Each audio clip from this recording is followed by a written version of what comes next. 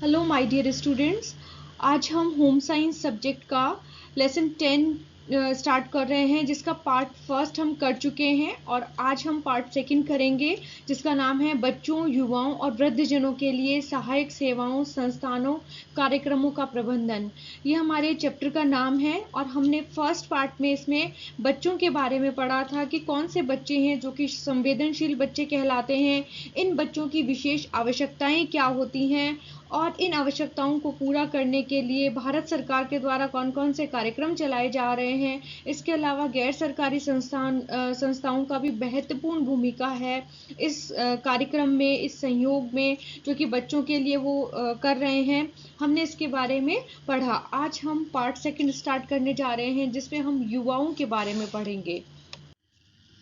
Students, यहाँ पे हमारा फर्स्ट क्वेश्चन बनता है, युवा क्यों संवेदनशील होते हैं। यहाँ पे दो क्वेश्चन होते हैं कि एक तो युवा क्यों संवेदनशील होते हैं, यानी किन कारणों से वो संवेदनशील होते हैं, और दूसरा है कि कौन से वे युवा हैं जो कि संवेदनशील की कैटेगरी में आते हैं। तो सबसे पहले हमें जानना होगा कि युवावस्था किसे कहते हैं। डायग्राम में अगर हम देखें तो युवावस्था 13 से 35 वर्ष तक की अवस्था है, जिसे दो भागों में बांटा गया है, 13 से 19 वर्ष तक की अवस्था और 25 से 35 वर्ष तक की अवस्था। 2016 तक हमारी जनसंख्या का 40% भाग युवा बन जाएंगे। हमारी राष्ट्रीय प्रगति प्रमुख रूप से उन तरीकों, साधनों पर निर्भर करती है, अर्थात कि यहाँ पे राष्ट्रीय प्रगति का अर्थ है कि हमारा जो राष्ट्र का, भारतवर्ष का जो विकास है, ये उन साधनों पर निर्भर करता है कि युवाओं को राष्ट्र की वृद्धि के लिए प्रोत्साहित किया जाए और उन्हें पोषित किया जाए। पोषित करने का अर्थ है कि उन्हें एक तो उत्साहित करना और उन्हें वो रिसोर्सेज उपलब्ध कराना, वो साधन उपलब्ध कराना, जिससे कि वो देश की वृद्धि और विकास के अंदर अपना योगदान दे सके और जिससे कि हमारी सामाजिक आर्थिक विकास में उनका योगदान हो। यह कब पॉसिबल होगा? यह तभी पॉसिबल होगा जब देश में युवाओं के ऊपर ध्यान दिया जाएगा, उन्हें आगे आने के लिए प्रोत्साहित किया जाएगा और उन्हें सारे रिसोर्सेज उपलब्ध कराए जाएंगे, तभी हमारे देश की सामाजिक और आर्थिक विकास संभव है। युवावस्था अनेक कारणों से संवेदनशील अवधि होती है। इस अवधि में कोई व्यक्ति अपने शरीर में होने वाले जैविक परिवर्तनों के साथ सामंजस्य बिठाने की कोशिश करता है, जिसका व्यक्ति की सेहत और पहचान के बात पर असर होता है। इस लाइन का अर्थ है कि इस समय जो कि 13 से 19 वर्ष तक की अवस्था है, इस समय बालक बालिकाओं के शरीर में बहुत सारे जैविक परिवर्तन हो रहे होते हैं। जो युवा वर्ग है, उसके शरीर में बहुत सारे शारीरिक, मानसिक परिवर्तन हो रहे होते हैं। इन शारीरिक परिवर्तनों के कारण और मानसिक परिवर्तनों के कारण जो युवा है वो एक तनाव की अवस्था में रहता है और उसे अपनी एक पहचान बनानी होती है, अपने स्वास्थ्य का ध्यान रखना होता है। इन सभी पहलुओं पर उसे ध्यान देना आवश्यक होता है। अब व्यक्ति एक वयस्क की भूमिका निभाने की तैयारी करता है, जिसमें से दो सबसे महत्वपूर्ण है: जीवों का आजीविका कमाना, विवाह करना और उसके बाद पारिवारिक जीवन प्रारंभ करना। इस समय हमारे भारतवर्ष में युवाओं के ऊपर बहुत सारी रिस्पॉन्सिबिलिटी दे दी जाती है, उन्हें उत्तरदायित्व सिखाए जाते हैं कि आपकी ये रिस्पॉन्सिबिलिटी है। उसमें सबसे पहले उनकी रिस्पॉन्सिबिलिटी है आजीविका कमाना, जिसमें वो अपनी आर्थिक स्थिति से मजबूत हो सके, जिससे कि उनका विवाह हो और विवाह होने के बाद वो अपने परिवार का पालन पोषण कर सके। निरंतर प्रतिस्पर्धा होती दुनिया में साथियों का दबाव और बेहतर करने का दबाव अन्य कारक है, जो अत्यधिक तनाव और परेशानी पैदा कर देते हैं। इस समय युवाओं के अंदर बहुत तनाव की स्थिति होती है, जिसे हमने किशोरावस्था, जिसे हमने तनाव और तूफान की अवस्था कहा है। तो वो 11 वर्ष से प्रारंभ हो जाती है और धीरे धीरे एक किशोर व्यक्ति युवा अवस्था की तरफ जाना प्रारंभ कर देता है और इस समय वह अपने साथियों को देखकर भी दबाव में आ जाता है कि मेरे साथी के पास बहुत अच्छी एजुकेशन है, उसके पास बहुत अच्छा जॉब है, उसके पास बहुत अच्छा पैसा है, मेरे पास भी ऐसा होना चाहिए। तो अगर उसके पास नहीं होता है, उस नहीं के कारण जो युवा है वो तनाव की अवस्था में आना प्रारंभ कर देता है। जब परिवार परिवेश किशोरों को सकारात्मक सहायता और सहारा प्रदान नहीं कर पाता है, तो कुछ किशोर शराब और नशीली दवाओं का सेवन करने लगते हैं। जब उनकी ये आवश्यकताएं पूरी नहीं हो पाती हैं और उन्हें परिवार के द्वारा सहारा नहीं मिलता है, उनकी बेसिक नीड्स नहीं मिल पाती हैं, उनकी जो आवश्यकताएं हैं वो पूरी नहीं हो पाती हैं, तो धीरे धीरे वो उस दबाव के कारण, उस तनाव के कारण नशे की आदत में पड़ जाते हैं, जिसे नशे की लत कहते हैं। और यह उनकी एक बहुत खराब सोच होती है, जिसमें उन्हें लगता है कि इस तनाव को दूर करने का एक ही साधन है और वो है नशा करना। तो ये एक गलत सोच उनके अंदर उत्पन्न हो जाती है, जिसे कि समाज के द्वारा, परिवार के द्वारा दूर किया जाना चाहिए। अगला है कि स्वास्थ्य एक महत्वपूर्ण पहलू है। अब एक तो है कि उनके दबाव के कारण वो संवेदनशील हो जाना प्रारंभ कर देते हैं, और दूसरा है स्वास्थ्य एक इम्पॉर्टेंट फैक्टर है, जिसके कारण कि वो तनाव में आ जाते हैं, संवेदनशील हो जाते हैं। यहाँ पे एक शब्द आया है कि स्वास्थ्य एक और पहलू है जो अत्यधिक सरोकार है। सरोकार का अर्थ यहाँ पे स्टूडेंट है महत्वपूर्ण है। युवाओं का यौन व जनन स्वास्थ्य संबंधी अनेक जोखिमों का सामना करना पड़ता है। युवाओं के व्यापक संवर्ग जो विशेष रूप से संवेदनशील समूह निम्न है। अब यहाँ पे हमें यह पता चला कि संवेदनशील किन कारणों से आती है। अगर परिवार के द्वारा उनका सहयोग नहीं मिल पाता है, परिवार के द्वारा उनकी जो बेसिक नीड्स है वो पूरी नहीं हो पाती है, और वो अपने साथी समूह के कारण और दुनिया की प्रतिस्पर्धा के कारण ये जो युवा अवस्था के लोग हैं, ये दबाव और तनाव में आ जाते हैं और नशीली दवाओं का सेवन करने लग जाते हैं, तो ये संवेदनशीलता की अवस्था में आ जाते हैं। अब यहाँ पे एक क्वेश्चन और बनता है कि संवेदनशील कौन है। तो कौन कौन संवेदनशील है? ग्रामीण जनजाति के जो युवा हैं वो संवेदनशील है। विद्यालय छोड़ चुके युवा संवेदनशील हो जाते हैं, क्योंकि वो अपनी पढ़ाई बीच में ही छोड़ देते हैं कई कारणों से, और उसके बाद उन्हें पता नहीं चलता है कि अब हमें लाइफ के अंदर क्या करना है, हमें अपने करियर का चुनाव किस प्रकार करना है। वो कंफ्यूज हो जाते हैं और वो संवेदनशीलता के वर्ग में आ जाते हैं। थर्ड पॉइंट है किशोर, विशेष रूप से किशोरियाँ। किशोरियों को भी बहुत बार एक अच्छा वातावरण नहीं मिल पाता है, और उन्हें इस अवस्था के अंदर बहुत सारी परेशानियों का सामना करना पड़ता है, और उनकी जो बेसिक नीड्स है वो पूरी नहीं हो पाती है, तो वो संवेदनशील वर्ग में आती हैं। अपंगताओं वाले युवा, विशेष कठिन स्थितियों वाले युवा, जैसे अवैध धंधों के शिकार, अनाथ और सड़क के आवारा बच्चे। हमने जो फर्स्ट पार्ट पढ़ा था स्टूडेंट, उसके अंदर हमने वहाँ पे पढ़ा था कि बहुत सारे बच्चे हैं जिन्हें किन्हीं कारणों से घर से छोड़ दिया जाता है, या घर वालों के द्वारा उन्हें त्याग दिया जाता है, या वो स्वयं घर को त्याग देते हैं। बहुत सारी ऐसी कठिन परिस्थितियां होती हैं, तो जिनके कारण उन्हें ये डिसीजन लेने पड़ते हैं। तो ये जो लोग होते हैं, ये जो बच्चे हैं, ये आगे युवावस्था में आते हैं, और युवावस्था के बाद ये एक संवेदनशील वर्ग का निर्माण करते हैं। ये संवेदनशील वर्ग के अंतर्गत आते हैं। Our next question is सामाजिक रूप से उपयोगी और आर्थिक रूप से उत्पादक होने के लिए युवाओं को कौन कौन से अवसरों की आवश्यकता होती है। उन्हें कौन से ऐसे अवसर प्रदान किए जाएं भारत सरकार के द्वारा, समाज के द्वारा, समुदाय के द्वारा, जिससे कि वो समाज के लिए उपयोगी हो सके और भारत के लिए वो आर्थिक रूप से उत्पादक हो सके। तो सबसे पहला और सबसे इम्पॉर्टेंट है कि उन्हें उचित शिक्षा मिलनी चाहिए और उन्हें ट्रेनिंग दी जानी चाहिए। जो बच्चे बहुत ज़्यादा शिक्षित नहीं होना चाहते हैं, तो वो अपना स्वरोजगार कर सकते हैं, और उस स्वरोजगार के लिए उनको ट्रेन किया जाना चाहिए, प्रशिक्षण दिया जाना चाहिए, जिससे कि उनको रोजगार के अवसर प्रदान हो सकेंगे और वो व्यक्तिगत रूप से उनका विकास संभव हो सकेगा। नेक्स्ट है कि उनको अपेक्षित आशय, मतलब उनको रहने की पूरी व्यवस्था होनी चाहिए उनके लिए। उन्हें सड़कों पर अपना जीवन यापन ना करना पड़े, और उनकी जो बेसिक रिक्वायरमेंट्स हैं वो सारी पूरी हो सके, और उन्हें एक स्वच्छ परिवेश, एक स्वच्छ वातावरण मिल सके, जिससे कि उन्हें शारीरिक रूप से किसी प्रकार की परेशानी ना हो, और उन्हें मूलभूत स्वास्थ्य सेवाएं मिल सकें, जिससे कि वो स्वस्थ रह सके और समाज के लिए कार्य कर सके, और उनके ऊपर होने वाले शोषण के विरुद्ध उन्हें सामाजिक सुरक्षा प्रदान की जानी चाहिए। समाज के द्वारा उन्हें सामाजिक सुरक्षा मिलनी चाहिए। संरक्षण और युवाओं से संबंधित मुद्दों से सरोकार रखने वाली निर्णायक संस्थानों और सामाजिक, आर्थिक और सांस्कृतिक मामलों में उपयुक्त भागीदारी के अवसर होने चाहिए उनके लिए, जिससे कि वो बहुत सारे सांस्कृतिक मामलों में अपना सहयोग दे सकें, समाज की सुरक्षा में अपना सहयोग दे सकें और संरक्षण के लिए वो आगे आएं और इस प्रकार वो समाज के लिए उपयोगी हो सकें और वो समाज के लिए रोजगार के ज़्यादा से ज़्यादा अवसर प्रदान कर सकें। इसके साथ ही उनका योगदान खेलों में उनको अवसर दिया जाना चाहिए, शारीरिक शिक्षा में दिया जाना चाहिए, जिससे कि वो साहसी हो सके और मनोरंजनात्मक अवसरों तक पहुंच प्राप्त करना भी आवश्यक होता है। जिससे कि अगर जैसे किसी युवा में टैलेंट है कि वो बहुत अच्छा गाना गा सकता है, वो बहुत अच्छा डांस कर सकता है, तो उसे अवसर मिलना चाहिए जिससे कि वो इसी क्षेत्र में अपने रोजगार प्राप्त कर सके।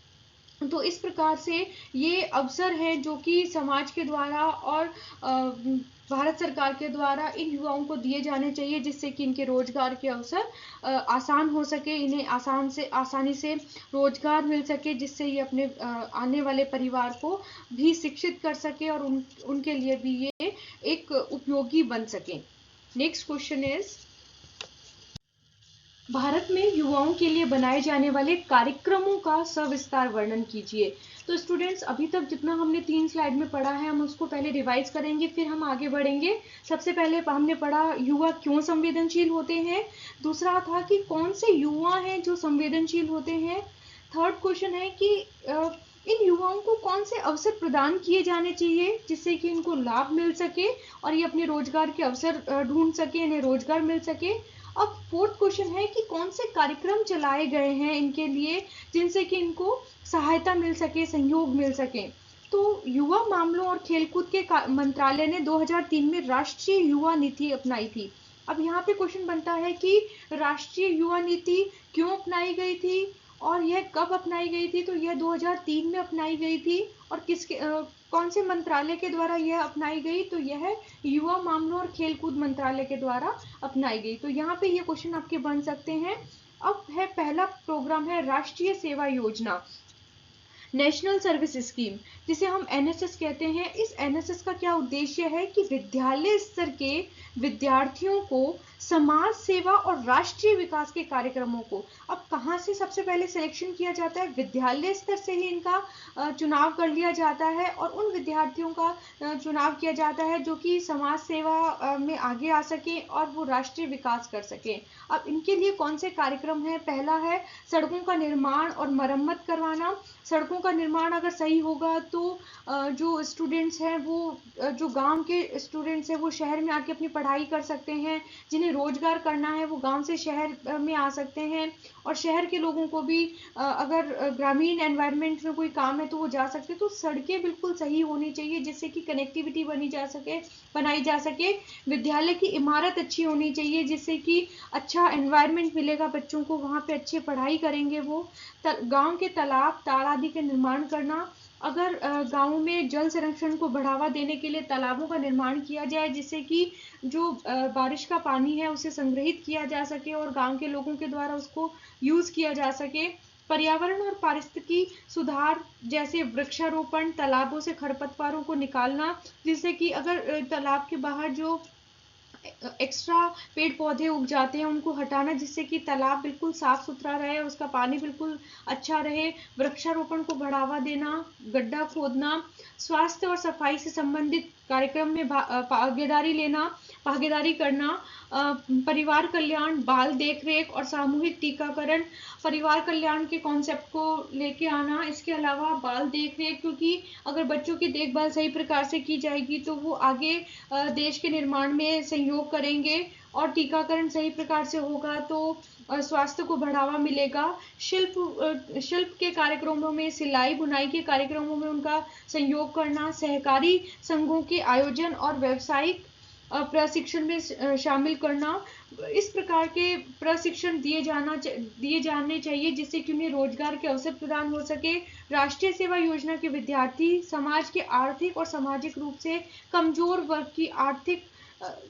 वर्गों की आवश्यकताओं को पूरा करने के लिए विभिन्न राहत और पुनर्वास कार्यक्रमों के क्रियान्वयन के लिए भी स्थायी अधिकारियों को सहायता प्रदान करते हैं। जो स्थायी अधिकारी हैं जो इस कार्य में लगे हुए हैं तो ये जो एनएसएस के लोग होते हैं ये इनकी सहायता करते हैं और ये ये जो एनएसएस के विद्यार्थी हैं, ये समाज के आर्थिक और सामाजिक रूप से कमजोर वर्गों की जो आवश्यकताएं हैं उनको पूरा करने में सहयोग करते हैं।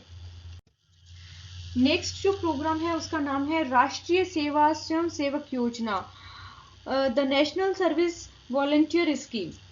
इस स्कीम के अंतर्गत उन विद्यार्थियों को जो कि अपनी पहली डिग्री प्राप्त कर चुके हैं, पूर्णकालिक रूप से 1 या 2 वर्ष की अल्प अवधि के लिए प्रमुख रूप से नेहरू युवा केंद्रों के द्वारा राष्ट्रीय विकास के कार्यक्रमों में शामिल होने के अवसर प्रदान करती है।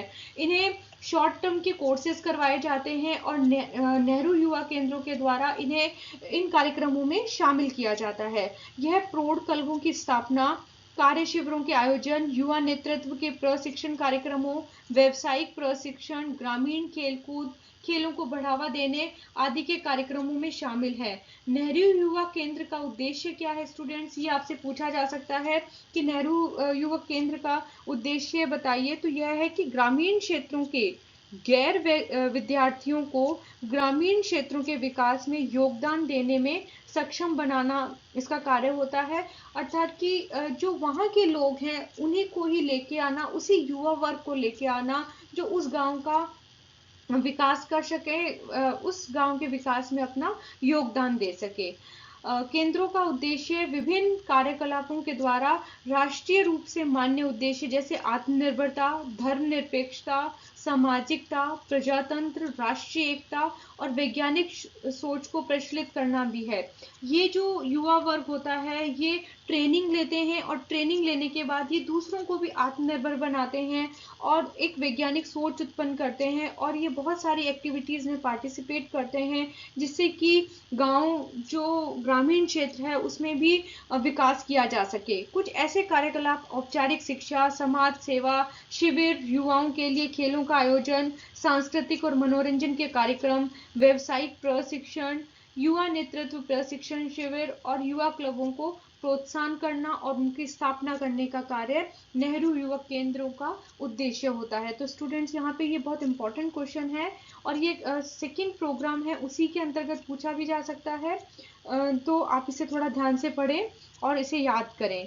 थर्ड पॉइंट है कि इन कार्यक्रमों का आयोजन विद्यालय नहीं जाने वाले युवाओं को आत्मनिर्भर बनाने के लिए, क्योंकि स्टूडेंट्स देखिए हमने फर्स्ट जो प्रोग्राम है उसमें पढ़ा कि ये स्कूल जाने वाले विद्यार्थियों में से ही कुछ विद्यार्थियों का सिलेक्शन करते हैं और यह यहाँ पे जो सेकंड प्रोग्राम है वो स्वयं सेवक योजना है जिसमें कि जो स्टूडेंट्स, जो युवा वर्ग विद्यालय नहीं जा पाते हैं उनको लेना और उनको आत्मनिर्भर बनाया जाता है, उन्हें साक्षर बनाया जाता है और गणितीय कौशल विकसित किए जाते हैं जिससे कि वो आगे अपना रोजगार प्रारंभ कर सके, उनकी कार्य क्षमता को बेहतर बनाने और उन्हें विकास की संभावनाओं के बारे में जानकारी के उद्देश्य से किया जाता है, जिसमें युवा क्रियात्मक रूप से सक्षम, आर्थिक रूप से उत्पादक और सामाजिक रूप से उपयोगी बन सकें।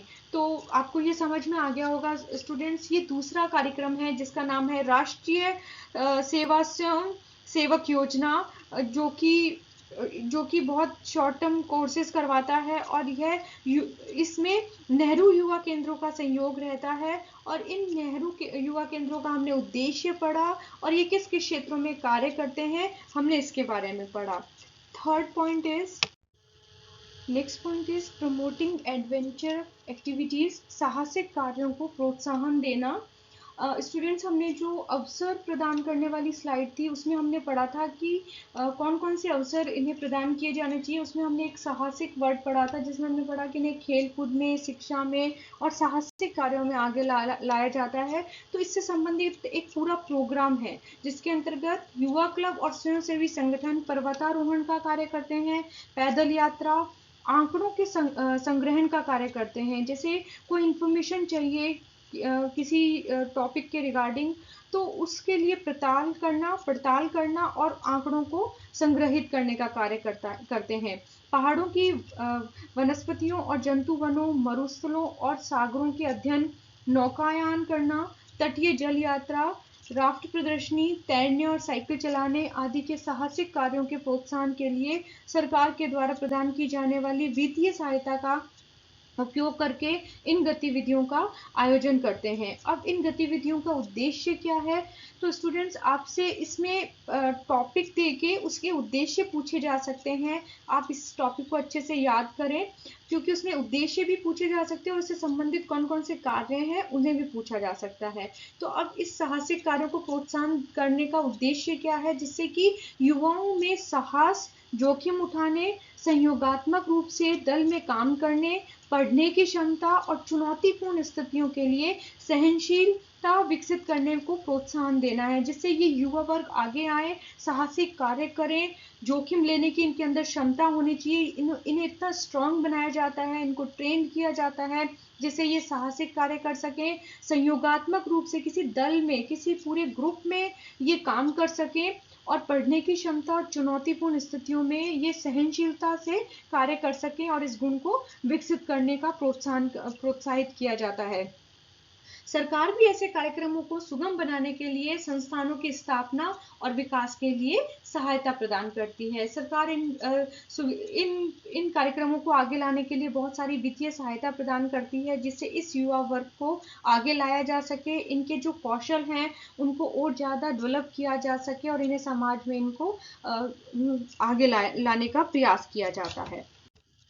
फोर्थ पॉइंट है स्काउट एंड गाइड। आपने इसका नाम सुना होगा स्टूडेंट्स। सरकार स्काउट और गाइड के प्रशिक्षण, रैलियों और जम्बूरियों आदि के आयोजन के लिए वित्तीय सहायता प्रदान करती है। इसका उद्देश्य लड़के और लड़कियों में निष्ठा, देशभक्ति और दूसरों के प्रति विचारशील होने की भावनाओं को बढ़ावा देकर उनके चरित्र को विकसित करना है। यह इसका उद्देश्य है। स्काउट और गाइड का अगर उद्देश्य पूछ लिया जाए तो क्या उद्देश्य है कि जो बॉयज एंड गर्ल्स हैं उनमें निष्ठा की भावना जागृत करना, देशभक्ति और दूसरों के प्रति विचारशील होने का मतलब दूसरों के बारे में भी विचार करना, समाज के बारे में विचार करना, उनकी भावनाओं को बढ़ावा देना और उनके चरित्र को विकसित करने का कार्य इसमें किया जाता है। यह संतुलित शारीरिक और मानसिक विकास को भी बढ़ावा देता है और समाज सेवा की भावना विकसित करता है। फिफ्थ है राष्ट्रीय मंडल युवा कार्यक्रम। भारत राष्ट्रमंडल युवा कार्यक्रम में भागीदारी कर रहा है, जिसका उद्देश्य युवाओं को अपने देशों की विकास प्रक्रियाओं में भागीदारी करने और राष्ट्रमंडल देशों में सहयोग और समाज को बढ़ावा देने के लिए मंच प्रदान करना है। इस कार्यक्रम के तहत भारत में जाम्बिया और गोहाना में युवा कार्यकारिणियों में उन्नत अध्ययन के लिए 3 क्षेत्रीय केंद्र स्थापित किए हैं। एशिया पैसिफिक क्षेत्रीय केंद्र चंडीगढ़ भारत में स्थापित किया गया है। तो स्टूडेंट्स आपसे यहाँ पे यह भी पूछा जा सकता है कि एशिया पैसिफिक क्षेत्रीय केंद्र कहाँ स्थापित किया गया है, तो वो भारत में चंडीगढ़ के अंदर स्थापित किया गया है। और राष्ट्रीय मंडल युवा जो कार्यक्रम है उसका उद्देश्य क्या है? इसका मुख्य उद्देश्य है युवाओं को अपने देशों की विकास प्रक्रियाओं में भागीदारी देना और राष्ट्रमंडल देशों में सहयोग और समाज को बढ़ावा देने के लिए मंच प्रदान करना। इन्हें इन टॉपिक से रिलेटेड जानकारी प्रदान की जाती है, ट्रेंड किया जाता है, जिससे कि ये युवा वर्ग आगे आ सके। सिक्स्थ है राष्ट्रीय एकता को प्रोत्साहन देना।